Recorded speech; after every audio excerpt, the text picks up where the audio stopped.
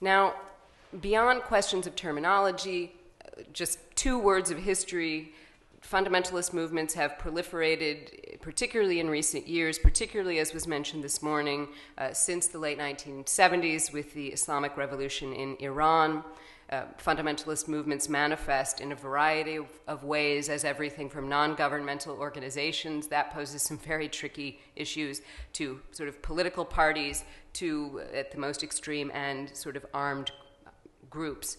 They may, in some instances, such as in Iran, be in government. Often they are found in oppositional roles, such as in Egypt.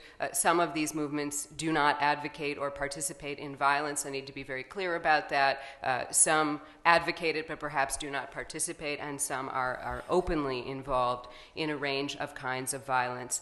But I would say that one generalization I could comfortably make about these movements is that they purvey systematic discrimination against women. They may do this in a variety of forms.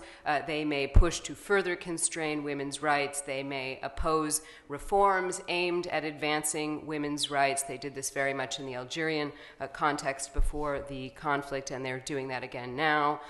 They may oppose legal advances like the lifting of reservations to human rights treaties that limit women's rights.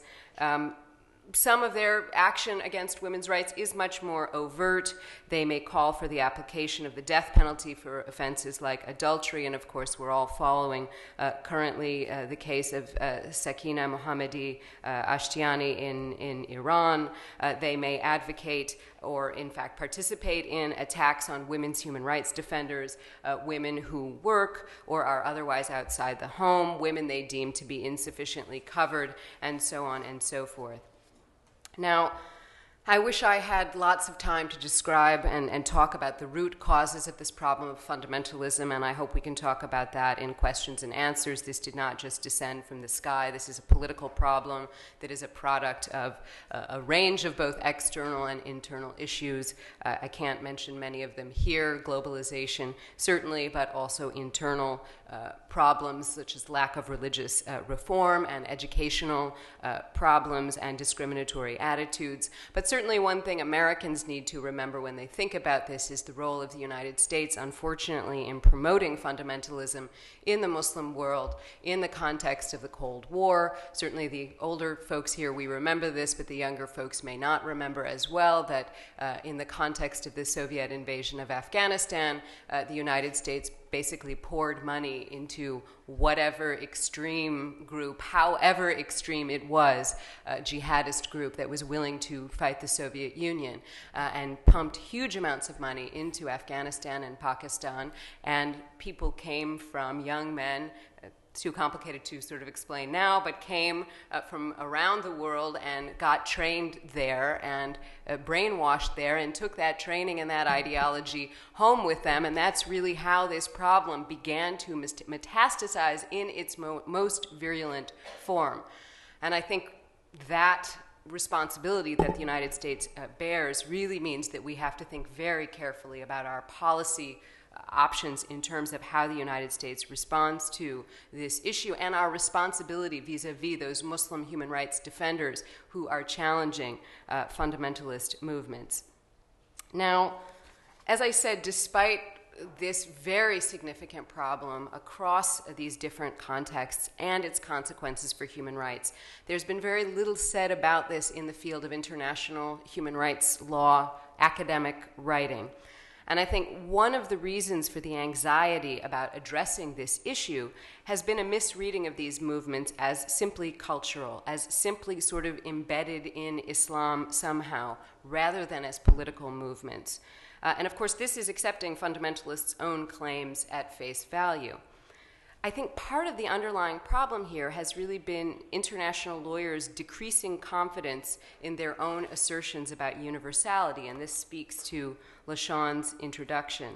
And I really think in this current moment, fighting for and championing the universality of human rights is absolutely critical to successfully challenging fundamentalist movements and successfully championing the women's human rights defenders who are really on the front lines of this struggle. I think certainly making arguments within a religious paradigm can be a very useful strategy and an important strategy and one that I respect. But I also recognize it as a strategy that, like universality, has its limits.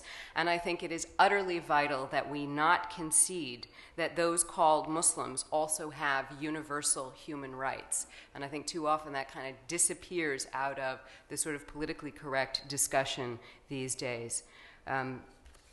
I need to skip forward here quickly because I really want to talk about the current situation. I think the current moment in the US makes it so difficult to talk about any of this. And I feel the space in which I can sort of live as an academic is really shrinking. So let me just use the rest of the time that I have to talk about sort of where we are right now, at least in my own view.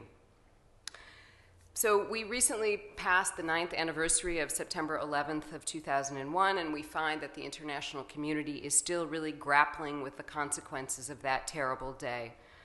The armed conflicts which began in the wake of 9/11, whether in Afghanistan or in Iraq, continue. We also see them now spilling over into Pakistan, into Yemen, with devastating consequences for civilians. Human rights abuses in the thing called the War on Terror remain largely unpunished, but will never be forgotten around the world. Xenophobia directed against Muslims serves as a useful tool for right-wing politicians in the United States, and you may, of course, have heard that an idiot in Florida thought he might burn hundreds of Qur'ans, and though he decided not to, he has now inspired copycats around the country. At the same time, we see that Muslim fundamentalist armed movements akin to those that perpetrated 9/11, like the now various permutations of al-Qaeda, whether in the Maghreb or in Arabia and beyond, as well as the Taliban or al-Shabaab in Somalia or Boko Haram in Nigeria, just to name a few, they too continue to pose major challenges to human rights around the world, and in Muslim-majority societies in particular. These armed movements continue to kill civilians, including many Muslims who often get much less airtime than other victims. And this we've seen again over the last weekend with the killing of 30 people during the parliamentary elections in Afghanistan on Saturday and the killing of 36 people in car bombings in Iraq on Sunday. So I'm calling on people in my article to develop a critical analysis of Muslim fundamentalism in my field of international law. How does one do that in this kind of a charged environment? I think it is profoundly difficult, especially in sort of view of the current revival of what I call hatred of Muslims version 20.10, which is clearly something that simply fuels more fundamentalism. I still maintain that offering a critical perspective, even in the United States, on the contemporary problem of Muslim fundamentalism is an essential project, and certainly in my field of international law.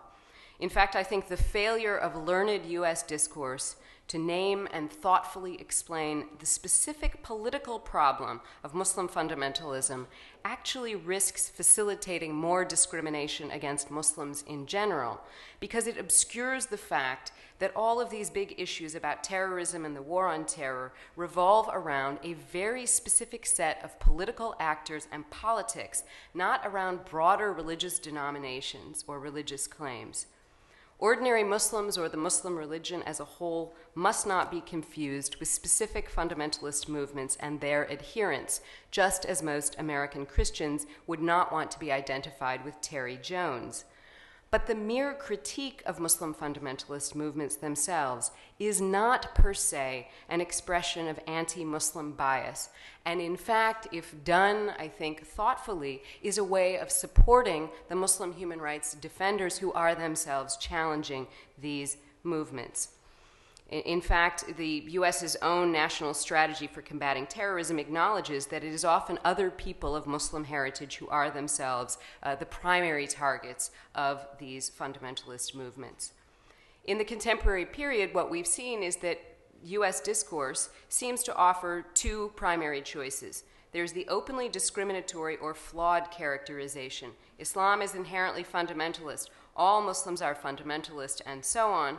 or the other discourse that is too politically correct to even broach the topic of fundamentalism.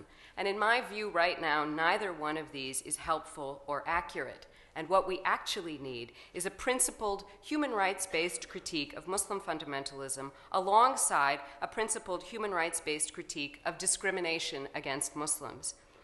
To paraphrase a Pakistani colleague of mine, I reject the idea that my choices are limited to accepting either Glenn Beck or the Sharia, and I reserve my right to criticize both of them. Returning to this recent sad anniversary of 9/11, I just want to end by thinking about one of the victims of September 11th of 2001. And of course, we know there are many other atrocities we could talk about as well, but that was also a terrible tragedy in which nearly 3,000 people from 90 countries were killed. And I've thought a lot about one of them lately, and her name was Aminia Rasool. And she was a Guyanan-American Muslim woman who worked on the 95th floor of the World Trade Center. And I read about her in the New York Times Remembrance section. She actually worked on one of the floors, I think, close to where one of the planes hit, so it's truly horrible to think about how she might have died. And it's also compelling to think about the incredible complexity of her life as described by the New York Times, a life which challenged all the simple narratives about what it means to be a Muslim woman in America. She had had an arranged marriage, but according to the New York Times, I can't vouch for this, she and her husband shared domestic tasks. She worked as an accountant by day, but in the evening when her chores were done, she was said to enjoy watching taped soap operas and painting her fingernails. All of these things, whether it's women working outside the home or dramatic entertainment or even the use of cosmetics, are sometimes opposed by Muslim fundamentalists, sometimes even on penalty of death. Meanwhile, many American right-wing racists cannot conceive of a Muslim woman with such a life, nor do those who wave hateful signs in protest against the Muslim Community Center in Lower Manhattan remember Aminia Rasool, even in death. She would have been the other to some of these Americans. But she was also the other for Muslim fundamentalists. And it is this terrible multi-directional dynamic that I was trying to name with this title, Remembering the Other's Others. I'm hoping that women's rights advocates will remember Aminia Rasool when they conceive of what human rights must mean in the post-9/11 era. It means taking violence by non-state actors and states seriously. It means being relentless in demanding accountability for those involved in terrorist atrocities and also for the atrocities of response or the allegedly counter-terrorist atrocities. This means that we have to face up both to the menace of Muslim fundamentalism while and as a means of staunchly defending the human rights of Muslims in the United States. The task of human rights right now, it seems to me, is to try to create an international community that can recognize the complexity of a life story like Aminia Rasool's and that protects all of the Aminia Rasools of the world from all of the kinds of discrimination and coercion and horror and violence that they can face, whether as women, as Muslims, as immigrants, as Americans, as civilians, as people who live through these categories as overlapping and intersecting rather than opposing. Aminia Rasool left behind 4 children when she was murdered by al-Qaeda, and let us hope that we can make that better world in their lifetime. Thank you.